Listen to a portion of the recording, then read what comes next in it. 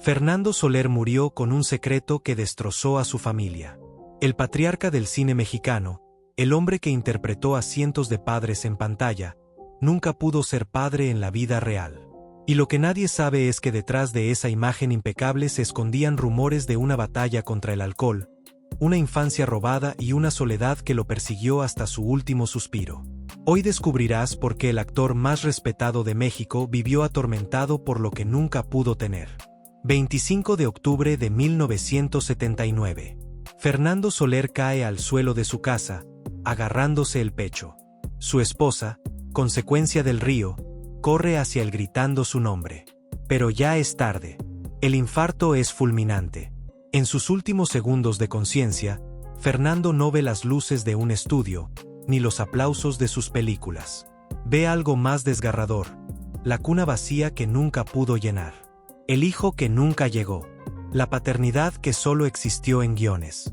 Mientras México lloraba la muerte de su patriarca más querido, nadie sabía que ese hombre había pasado décadas interpretando lo que más deseaba y nunca tuvo. Cada papel de padre no era actuación. Era terapia. Era dolor convertido en arte. Era un grito silencioso de un alma rota.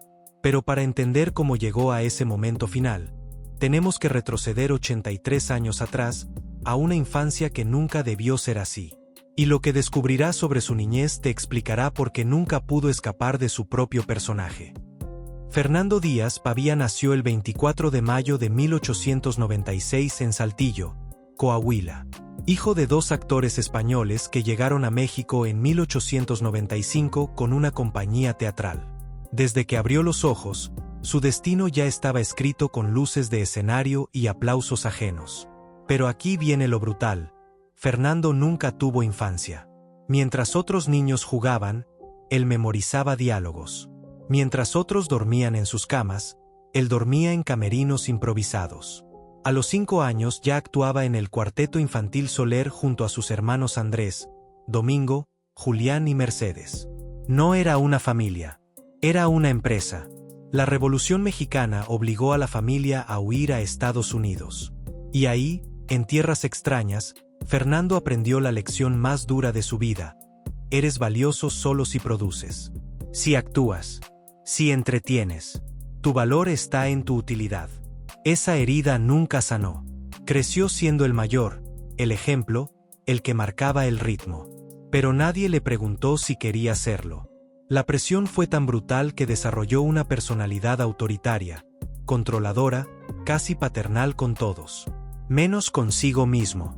No hubo fiestas, ni amigos, ni diversión. Solo trabajo.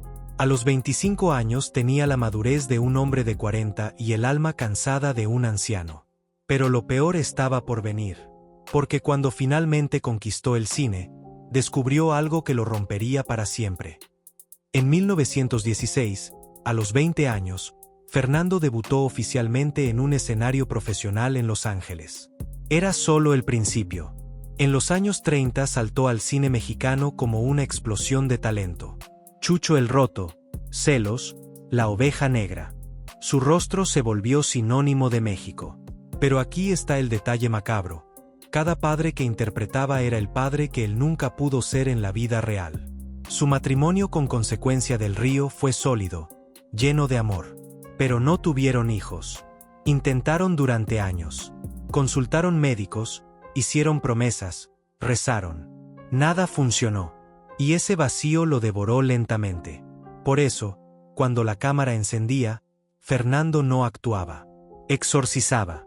Cada abrazo a un hijo en pantalla era el abrazo que nunca daría. Cada regaño paternal era el consejo que nunca heredaría. Cada lágrima de orgullo era el dolor de una paternidad fantasma. La industria lo adoraba. El público lo veneraba. Pero Fernando vivía en una contradicción insoportable. Era el padre de México, pero no tenía familia propia. Y entonces, según cuentan quienes trabajaron con él, llegó el alcohol.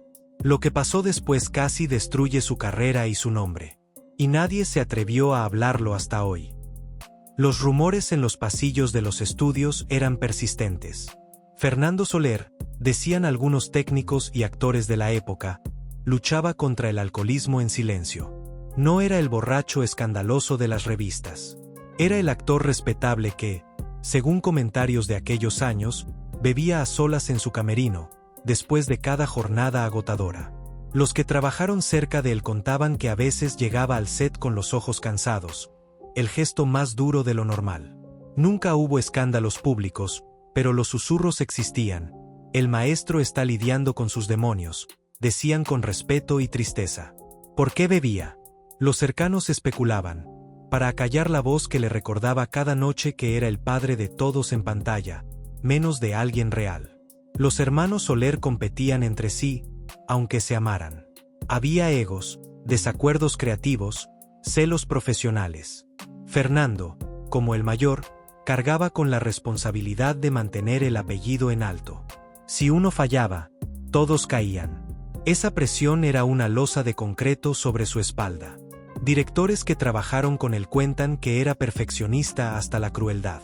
Corregía escenas, reescribía diálogos, dirigía desde su silla de actor. Algunos lo odiaban, otros lo veneraban, pero nadie se atrevía a confrontarlo. Porque Fernando Soler no era solo un actor. Era una institución. Y las instituciones no lloran, no sangran, no se rompen. Pero él sí se estaba rompiendo. Y justo cuando parecía que nada podía ser peor, la industria que él construyó le dio la espalda de la manera más cruel. Los años 60 llegaron con nuevas caras, nuevos estilos. La juventud pedía cambio. Y Fernando, el gigante, se volvió invisible de golpe. Le ofrecían los mismos papeles. El abuelo cascarrabias, el padre severo, el anciano de buenos consejos. Era una caricatura de sí mismo. Y lo sabía. Decidió dirigir más y actuar menos.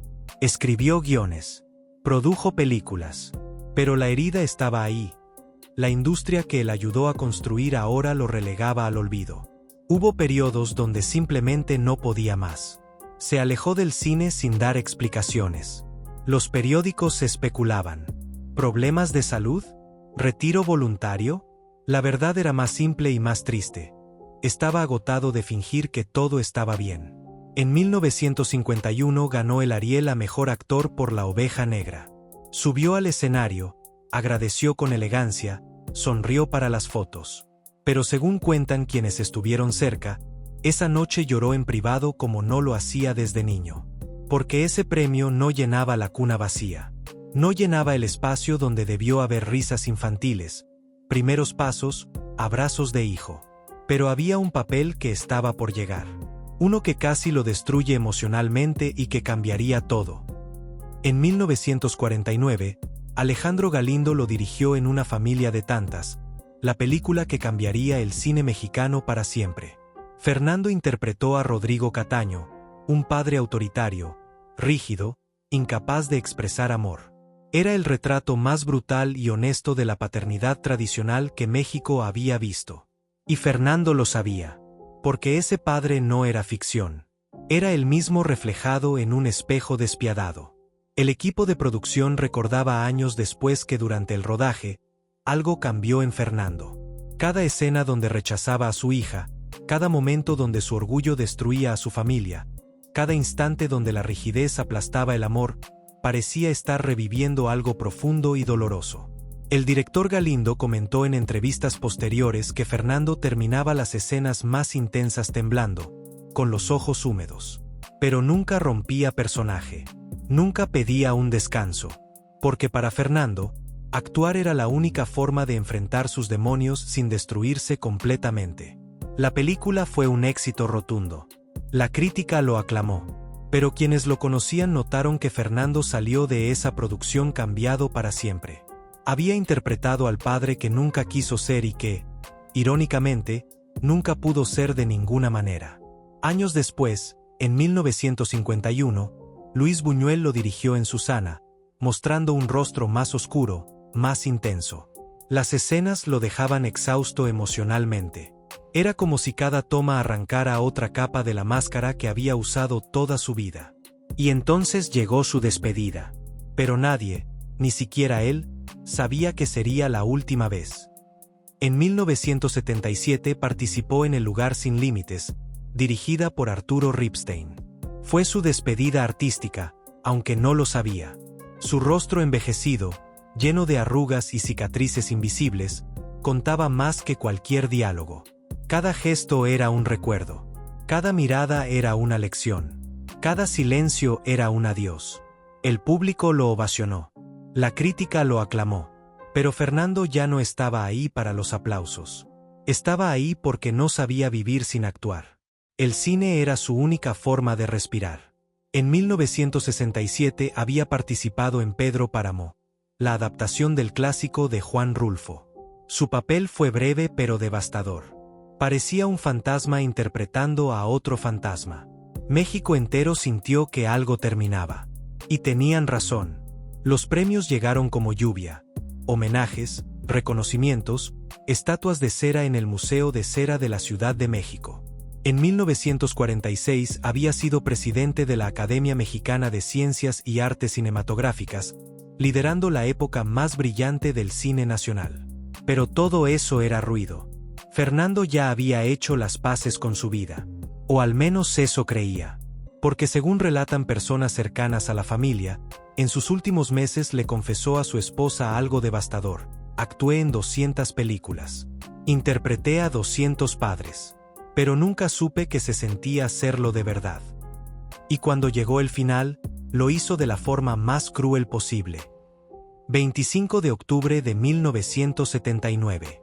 Fernando Soler cae al suelo. El infarto es fulminante. Tiene 83 años, una carrera legendaria, el respeto de un país entero. Pero en ese momento, nada de eso importa. En sus últimos segundos, no piensa en los Arieles, ni en los homenajes, ni en las películas inmortales. Piensa en la cuna vacía, en el hijo que nunca abrazó, en la paternidad que solo existió en celuloide. Su esposa lo sostiene entre lágrimas. Él intenta decir algo, pero las palabras no salen. Solo una lágrima que rueda por su mejilla y se pierde en el silencio. México entero se detuvo. La radio, la televisión, los periódicos. Todos lloraron al patriarca. Pero nadie lloró al hombre. Al hombre que sacrificó su vida personal por darnos los mejores padres del cine. Al hombre que nunca pudo ser lo que mejor interpretaba. Sus restos descansan en el Panteón Jardín. Miles lo han visitado para agradecerle. Pero Fernando Soler no necesitaba agradecimientos. Necesitaba lo que nunca tuvo, un hijo que lo llamara papá en la vida real. Fernando Soler no fue solo un actor. Fue el espejo de nuestras familias, el rostro de nuestras tradiciones, la voz de nuestros padres. Pero detrás de esa grandeza había un hombre roto, solitario, que convirtió su dolor en arte para que nosotros nunca viéramos sus lágrimas. Hoy lo recordamos como el patriarca del cine mexicano. Pero también debemos recordarlo como el hombre que dio todo por su arte y pagó el precio más alto, su propia felicidad. Si esta historia te conmovió, suscríbete al canal y activa la campanita. Cuéntanos en los comentarios, ¿conocías el lado oscuro de Fernando Soler? ¿Cuál fue tu película favorita? Comparte este video para que más personas conozcan la verdad sobre esta leyenda. Nos vemos en el próximo video. Y recuerda, detrás de cada gran artista hay una historia que nunca imaginaste.